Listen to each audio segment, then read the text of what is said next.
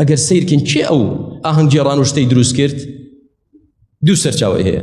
سەرچاوەی یەکەمی لە ساڵی لە قەرنی چوارەمی هیجری، یعنی دوای تێپەڕبوونی 300 زێڕینەکە سەحابە و تابعین و تابعی تابعین، قەرنی چوارەم لە میسر عوبەیدیەکان هەبوون کە ناویان لە خۆ نابوو فاطمی، الدولة الفاطمية، ئەوانە بوون کە شیعی عوبەیدی بوون.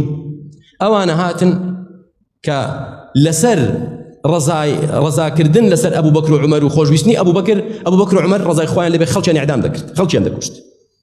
ئەوەندە دژی سەحابە بوون، ئەوەندە دژی سنەتی پێغەمبەری خوا بوون عەلەیهی سڵاو وسەلام. بەڵام هاتن ئەو بدعیان داهێنا ئاهەنگ جێڕان بە بۆنەی لەدایکبوونی پێغەمبەر صلی الله علیه وسلم. بۆ ئەوەی ئەوە بکەنە بیانوویەک ئاهەنگیش بۆ چیە بجێڕن ئەوجا بۆ ئیمامەکانی خۆیان و بەردەوام بن. یەکەم کەس کە ئەو بدعیەی داهێنا ئەوانە بوون لە میسر کە دژایەتی سەحابە و موسڵمانی ڕاستەقینەیان دەکرد. ئەی دوایی چێ ئەمەی داهێنا لە وڵاتی ئێمە؟ مەلیک مزەفەر لە هەولێر، مەلیک کەوتت مەلیک تێبگەجا، پادشا و دەسەڵاتدار، ئەوە داهێنا. ئێ باش ئێمە داوا لە دەسەڵاتدارەکان دەکەین کاکە ڕاست دەکەن، پێغەمبەرتان خۆش دەوێ عەلەیهی سڵاو وسەلام، بۆیە پارەیەک تەرخان دەکەن بۆ مەولود، کاکە گیان حکم بە شەرعەکەی خوا بکە.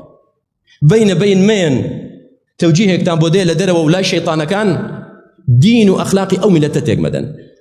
دەستورێک مەکەنە دەستور لە خەڵک، شتێک لە خەڵک مەکەنە دەستور کە نەک تەنها دژی ئیسلامیشە، دژی هەموو ئەخلاق و بەها پیرۆزەکانی ئەو میلەتەشتانە. پێغەمبەرت خۆش دەی مەولودی بۆ دەکەی؟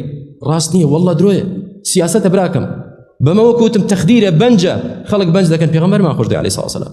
وەرە شریعەتەکەی پێغەمبەر بکە قانون و یاسا لە وڵاتەکەتدا، ئەو جا ڕاست دەکەی دەڵێن فعلەن تۆ پێغەمبەرت خۆش دەی عەلەیهی سڵاو وسەلام.